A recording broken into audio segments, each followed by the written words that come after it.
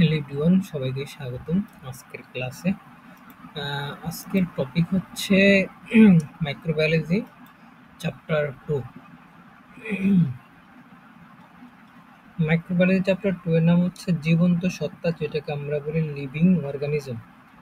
তো এখানে হচ্ছে একটা পার্ট আছে, সেটা প্রথমে হচ্ছে জীবন নামে। হ্যাঁ, আমি একটু সামারি করতেছি, তারপরে প্রশ্ন আসতেছি। তো জীবন, এখানে আমরা জীবন বলতে কি বুঝি? জীবন বলতে আমরা বুঝি সুসংগঠিত প্রোটোপ্লাজম কার্যক্রম কলাম। আর জীবন যেটা আছে, এটার প্রধান বৈশিষ্ট্য বলতে আমরা কি বুঝি? ধরো হচ্ছে নির্দিষ্ট আকার, আকৃতি, বিপাক, হ্যাঁ, বৃদ্ধি হয়, প্রজনন হয়, পুষ্টি হয়, চলন হয়, বিবর্তন হয়, অভিযোজন। অর্থাৎ এগুলো সব মিলিয়ে হচ্ছে আমাদের কি জীবন।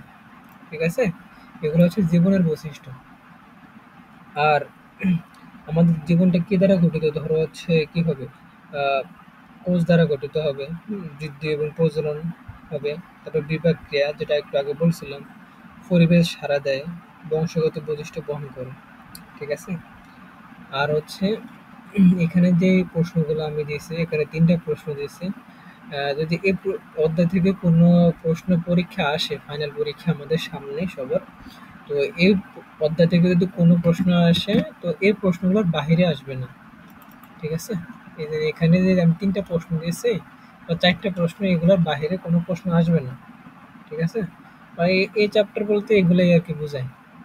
তো আমি প্রথমে আলোচনা করব হচ্ছে জীবজনী ও অজীবজনী মতবাদের মধ্যে পার্থক্য লিখো। তো এখানে প্রথম যেটা আছে সেটা হচ্ছে জীবজনী মতবাদ, বায়োজেনেসিস থিওরি। এখানে প্রথম হচ্ছে প্রাণহীন জৈব বস্তু নয়, বরং জীব থেকে জীবের উৎপত্তি সম্পর্কিত মতবাদকে জীবজনী মতবাদ বলে। আর যেটা আছে স্বতঃস্ফূর্ত মতবাদ, অর্থাৎ স্পন্টানিয়াস জেনারেশন, এখানে হচ্ছে প্রাণহীন বস্তু থেকে আপনা আপনি বা স্বতঃস্ফূর্তভাবে জীব সৃষ্টির মতবাদকে স্বতঃস্ফূর্ত মতবাদ বলে। নাম্বার 2 হচ্ছে এই মতবাদটি একটি আধুনিক মতবাদ এবং সর্বজনীন স্বীকৃত মতবাদ। এটি সপ্তদশ শতাব্দীর পরবর্তী সময় হতে অদ্যাবধি একটি ত্রুটিহীন মতবাদ হিসেবে পরিচিত। আর এটা হচ্ছে, এই মতবাদটি সপ্তদশ শতাব্দীর পূর্বে বেশ প্রচলিত ছিল। বর্তমানে এটি সর্বজন অগ্রাহ্য, তাই এটি একটি প্রাচীন ত্রুটিপূর্ণ মতবাদ। এই মতবাদটি বিভিন্ন পরীক্ষা দ্বারা প্রমাণিত। ঠিক আছে, অর্থাৎ এটা বিভিন্ন পরীক্ষা নিরীক্ষা দ্বারা প্রমাণিত, অর্থাৎ এটা সত্য। হ্যাঁ, জীবজনী। আর যেটা হচ্ছে অজীবজনী, এটা হচ্ছে বিজ্ঞান ভিত্তিতে এই মতবাদে কোনো প্রমাণ নেই, এটা মিথ্যা। আর 4 নম্বরে যেটা আছে সেটা হচ্ছে এই মতবাদটি যুক্তি নির্ভর, বিজ্ঞান ভিত্তিক, সর্বজন স্বীকৃত গ্রহণযোগ্য মতবাদ, অর্থাৎ এটা যুক্তি নির্ভর। আর এটা কি? এটা হচ্ছে এই মতবাদটি বর্তমান সম্পূর্ণরূপে পরিত্যক্ত, অলিক মানে মিথ্যা, যুক্তিহীন এবং অসার। 5 নম্বরে যেটা আছে, এই মতবাদটি অনুসারে দুটি সিদ্ধান্ত মিলিত হয় যে হওয়া গেছে বাতাসের ধূলিকণার মাধ্যমে স্নেক, হ্যাঁ, এই সম্মুখাংশ অণুজীব ছড়িয়ে পড়ে, অল্প সময় ধরে তাপ দেওয়ার পরে নিউট্রিয়েন্ট সলিউশনে যায়। সমস্ত অণুজীব দেখা গিয়েছিল তার স্পোর বিয়ারিং ব্যাকটেরিয়ার ফলে সেখান থেকে জীবের সৃষ্টি হয়েছিল। এটি জীবজনী মতবাদ। ঠিক আছে। আর যেটা আছে অজীবজনী মতবাদ, সেটা হচ্ছে এই মতবাদ অনুসারে মাংস থেকে ম্যাগট নামক ক্ষুদ্র পোকা এবং মাটির পাত্রে গম রেখে তা ঘামে ভিজা কালো কাপড় দ্বারা ঢেকে রাখলে ইঁদুরের উৎপত্তি হয়।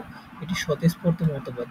ঠিক আছে, মানে এটা বুঝাইতে হচ্ছে, মানে একটা মাংস থেকে ম্যাগট, ওই ইঁদুর আছে না আমাদের, হ্যাঁ, ইঁদুর হচ্ছে এখানে, মানে মাংস থেকে ইঁদুর হবে আর কি, এরকম কাপড় দ্বারা ওটা ঢেকে দেবে, তারপরে কি ওইখান থেকে ইঁদুর উৎপত্তি হবে। এটি আর কি স্বতঃস্ফূর্ত। তো এটা তো কখনো পসিবল না, তো এটা হচ্ছে মিথ্যা। ঠিক আছে। তারপর 1665 সালে বিজ্ঞানী এফ রেডি সর্বপ্রথম স্বতঃস্ফূর্ত মতবাদের বিরোধিতা করে এবং জীবজনী মতবাদের বিদ্যার করেন। আর অ্যারিস্টটল যেটা আছে, এটা হচ্ছে স্বতঃস্ফূর্ত, এটা হচ্ছে স্বতঃস্ফূর্ত মতবাদ। অ্যারিস্টটল যিনি আছেন, এই মতবাদ প্রবর্তন করেন, অর্থাৎ যেটা মিথ্যা। ঠিক আছে, এটাই হচ্ছে আমাদের স্বতঃস্ফূর্ত এবং জীবজনী মতবাদের পার্থক্য। এরপরে যেটা আছে আমাদের, সেটা হচ্ছে স্বতঃস্ফূর্ত মতবাদ কি, রাইট? এই স্বতঃস্ফূর্ত মতবাদ কি এবং স্বতঃস্ফূর্ত উৎপত্তি মতবাদটি ব্যাখ্যা করো। তো প্রথমে আমরা জানবো সেটা হচ্ছে স্বতঃস্ফূর্ত উৎপত্তি কিভাবে হয়েছিল। এখানে বলা হয়েছে নির্জীব বা প্রাণহীন জড়বস্তু থেকে আপনা আপনি জীব সৃষ্টির প্রক্রিয়াকে জীবের স্বতঃস্ফূর্ত উৎপত্তি বা অজীবজনী মতবাদ বলা হয়। প্রাচীনকাল থেকেই জীবের উৎপত্তি সম্বন্ধে এরূপ ভ্রান্ত ধারণা বিশ্বাস প্রচলিত ছিল। প্রাগৈতিহাসিক যুগ থেকেই এরূপ ধারণা ছিল যে ছোট ছোট জীব জড় পদার্থ থেকে স্বতঃস্ফূর্তভাবে সৃষ্টি হয়। অর্থাৎ স্বতঃস্ফূর্ত উৎপত্তি মতবাদ প্রাণহীন বস্তু হতে আপনা আপনি জীব সৃষ্টির মতবাদে স্বতঃস্ফূর্ত মতবাদ থিওরি অফ স্পন্টেনিয়াস জেনারেশন বা অজীবজনী মতবাদ নামে পরিচিত।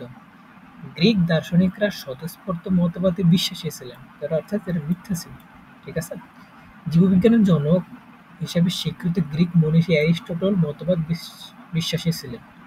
এরপরে যেটা আছে সেটা হচ্ছে অ্যারিস্টটলের ধারণা ছিল জীবনের উৎপত্তি হয় মাটি, উদ্ভিদ বা একই রকম প্রাণী হতে আপনা আপনি বা স্বতঃস্ফূর্তভাবে। এটা অর্থাৎ মিথ্যা। ঠিক আছে?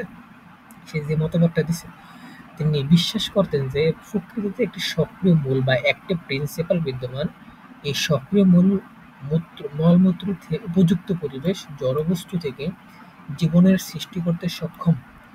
পরিত্যক্ত পচা মাংসের ম্যাগট, যেটা একটু আগে বলছিলাম, এর উপস্থিতিতে দেখি অ্যারিস্টটলের মনে বিশ্বাস সৃষ্টি হয়েছিল যে পচা মাংসের ভেতরে সূর্যের আলো বা সক্রিয় মূলমূত্রের প্রভাবে জীব সৃষ্টি হয়।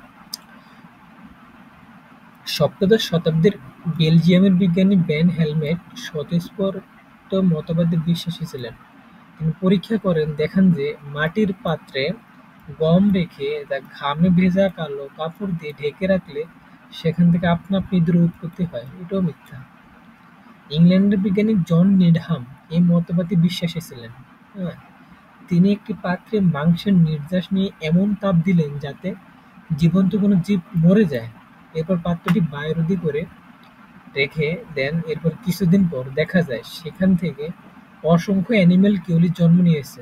ঠিক আছে? যেমন হচ্ছে ক্ষুদ্র আহ, জীবাণু আর কি।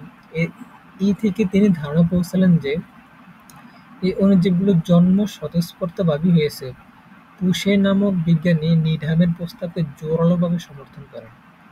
১৬৬৫ সালে ফ্রান্সিসকো রেডি, এই বিজ্ঞানী রেডি সর্বপ্রথম স্বতঃস্ফূর্ত মতবাদ নিয়ে প্রশ্ন তোলেন হুম এবং তীব্র বিরোধিতা করেন। ১৭৪৮ সালে জন নিডহাম পুনরায় স্বতঃস্ফূর্ত মতবাদ জোরালোভাবে উপস্থাপন করেন। তিনি মাংসের টুকরা ফুটিয়ে ঠান্ডা করে কাঁচের পাত্রে সিল করে রাখেন। কয়েকদিন পর মাংসের টুকরা নির্যাসে অণুজীবের আবির্ভাব লক্ষ্য করেন। নিডহাম বলেন, অণুজীব মাংসের পূর্ব থেকে উপস্থিত থাকে না, আর গরম করে জীবনী শক্তি ধ্বংস করার পর সেখানে জীবন্ত কোনো কিছু থাকার কথাই নয়। এই অণুজীব বা ম্যাগট মাংস হতে স্বতঃস্ফূর্তভাবে উৎপত্তি লাভ করেছে। পরবর্তীতে তিনি ভুট্টা এবং অন্যান্য শস্য বীজ নিয়ে পরীক্ষা করে এখানে ফলাফল পান। তার এই পরীক্ষা সাময়িকভাবে স্বতঃস্ফূর্ত মতবাদকে সমর্থন করেন, ফলে তিনি স্বতঃস্ফূর্ত মতবাদের পুনঃপ্রচার করেন। ঠিক আছে? এরপরে যেটা আছে ১৭৭৬ সালে ইটালিয়ান বিজ্ঞানী ল্যাজারো স্প্যালানজনির পরীক্ষার ফলে যখন স্বতঃস্ফূর্ত মতবাদের বিপক্ষে বিজ্ঞানীর আরেক ধাপ এগিয়ে যায়, তখন নিডহাম পুনরায় দাবি করলেন যে স্বতঃস্ফূর্ত উৎপত্তির জন্য জীবনী শক্তির দরকার। তাকের ফলে সেই জীবনী শক্তি নষ্ট হয়ে যায় এবং সেল করার ফলে জীবনী শক্তি মাংসের নির্যাস হতে দূরে থাকে। এর কিছুদিন পরে বিজ্ঞানী লেবেসিয়া যেন অক্সিজেনের প্রয়োজনীয়তা আবিষ্কার করেন, তখন স্প্যালানজানির পরীক্ষাটাই সমালোচনার মুখে পড়ে, কারণ কারণ এগুলো সিল করার পাত্রে পর্যাপ্ত পরিমাণ অক্সিজেন ছিল। ১৫৫৮ সালে পর্যন্ত স্বতঃস্ফূর্ত মতবাদটি অমীমাংসিত অবস্থায় থেকে যায়। এরপরে 2 নম্বরে যে প্রশ্ন আছে সেটা হচ্ছে কিভাবে স্বতঃস্ফূর্ত উদ্যোগের অপসারিতা প্রমাণিত হয় তা বর্ণনা করুন। এখানে হচ্ছে প্রাণহীন বস্তু থেকে আপনা-আপনি জীব সৃষ্টির মতবাদই স্বতঃস্ফূর্ত মতবাদ বা থিওরি অফ স্পন্টেনিয়াস জেনারেশন নামে পরিচিত। গ্রিক দার্শনিকরা স্বতঃস্ফূর্ত মতবাদ বিশ্বাসী ছিলেন। জীববিজ্ঞানী ও জনক হিসেবে স্বীকৃত গ্রিক দার্শনিক অ্যারিস্টটল স্বতঃস্ফূর্ত মতবাদে বিশ্বাসী ছিলেন এবং সপ্তদশ শতাব্দীতে বেলজিয়ামের বিজ্ঞানী ভ্যান হেলমেট পরীক্ষা করে দেখান যে মাটির পাত্রে গম রেখে ঘামে ভেজা কালো কাপড় দিয়ে ঢেকে রাখলে 21 দিন পর্যন্ত পরপর আপনা-আপনি ইঁদুরের উৎপত্তি হয়। ১৬৬৫ সালে ফ্রান্সিসকো রেডি সর্বপ্রথম স্বতঃস্ফূর্ত মতবাদ নিয়ে প্রশ্ন তোলেন এবং এর তীব্র বিরোধিতা করেন। ১৭৪৮ সালে জন নিডহাম পুনরায় স্বতঃস্ফূর্ত মতবাদ জোরালোভাবে উপস্থাপন করেন এবং তিনি মাংসের টুকরা ফুটিয়ে ঠান্ডা করে কাঁচ পাত্রে সিল করে রাখেন। কয়েকদিন পর মাংসের নির্মাণে অণুজীব ম্যাগটের আবির্ভাব লক্ষ্য করেন। নিডহাম বলেন, অণুজীব মাংসে পূর্বে থেকেই উপস্থিত থাকে না, আর গরম করে জীবনীশক্তি ধ্বংস করার পর সেখানে জীবন্ত কোনো কিছু থাকার কথা নয়। এই অণুজীব বা ম্যাগট মাংস হতে স্বতঃস্ফূর্তভাবে উৎপত্তি লাভ করে। পরবর্তীতে তিনি ভুট্টা এবং অন্যান্য শস্য বীজ নিয়ে পরীক্ষা করে একই ফলাফল পান এবং পুনঃপ্রচার এটা করেন। এরপরে আছে ১৬৭৬ সালে ইটালিয়ান বিজ্ঞানী ল্যাজারো স্পালানজানের পরীক্ষার ফলে যখন স্বতঃস্ফূর্ত মতবাদের বিপক্ষে বিজ্ঞানীরা আরেক ধাপ এগিয়ে যায়, তখন নিডহাম পুনরায় দাবি করেন যে স্বতঃস্ফূর্ত উৎপত্তির জন্য যে জীবনী শক্তি দরকার, তাপের ফলে সেই জীবনী শক্তি নষ্ট হয় এবং সিল করার ফলে জীবনী শক্তি মাংসের নির্মাণ হতে দূরে থাকে। এর কিছুদিন পরে বিজ্ঞানী ল্যাভেসিয়ে জীবনের জন্য অক্সিজেনের প্রয়োজনীয়তা আবিষ্কার করেন। তখন স্পালানজানের পরীক্ষাটাই সমালোচনার মুখে পড়ে, কারণ সিল করার পাত্রে পর্যাপ্ত অক্সিজেন থাকে না। ১৮৫৮ সাল পর্যন্ত স্বতঃস্ফূর্ত মতবাদটি অমীমাংসিত অবস্থায় থেকে যায়। এরপরে ১৮৬১ সালে লুই পাস্তুর স্বতঃস্ফূর্ত মতবাদের অসারতা প্রমাণের পরীক্ষা চালান। জীবনের স্বতঃস্ফূর্ত উৎপত্তি মতবাদের লুই পাস্তুরের পরীক্ষা নিয়ে মনে হয়। পাস্তুর লম্বা হংস গল বিশিষ্ট বিশেষ ধরনের ফ্লাস্কের মাংসের নির্যাস নিয়ে তা ফুটিয়ে ঠান্ডা করে দেওয়ার পর দেখলেন যে স্বচ্ছ থাকে। এরপর নাম্বার 2, পাস্তুর কি করে? পাস্তুর বিশেষ নকশায় নির্মিত হংসগলা ফ্লাস্কে বায়ু প্রবাহিত করে দেখতে পেলেন যে ফ্লাস্কে বায়ু প্রবেশ সক্ষম, কিন্তু হংসগলা বাক অংশ অনুজীব থিতিয়ে মাংস নির্যাসের সংস্পর্শে আসে না। নাম্বার 3, তিনি আরও নিশ্চিত হওয়ার জন্য ধুলামুক্ত বায়ু ফ্লাস্কের মুখ খুলে বায়ু প্রবেশের সুযোগ দিয়ে পুনরায় বন্ধ করে দেখলেন যে ফ্লাস্কে কোনো অণুজীবের আবির্ভাব ঘটে না, অর্থাৎ নির্যাস স্বচ্ছ থাকে। এভাবে থিওরি অফ স্পন্টেনিয়াস জেনারেশন বড় প্রমাণ করে। পরবর্তী পাস্তুর ১৮৬৪ সালে সরবোন বিশ্ববিদ্যালয় থেকে এক বক্তৃতা বলেন, life is a germ and germ is a life, অর্থাৎ জীবনই জীবাণু এবং জীবাণুই জীবন। এই ছিল আজকের আলোচনা।